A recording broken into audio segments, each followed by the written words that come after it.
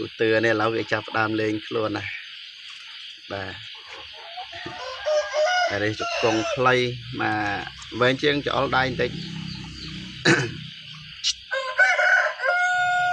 បាទមេបាសស្មើក្បាលដាក់ជាមួយអាអ៊ំថ្មកូនចាញ់មកចឹង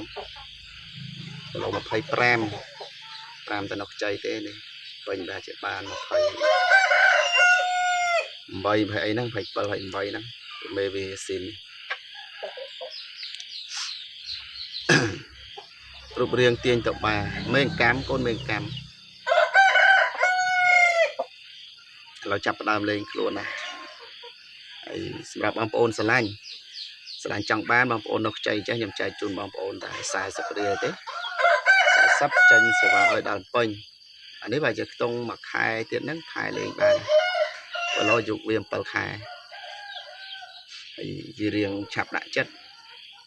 ឥឡូវនេះហ៊ានសឹងគ្រប់មន់ដែរប៉ុន្តែអត់ទាន់បានឡាំវានៅខ្ចីពេក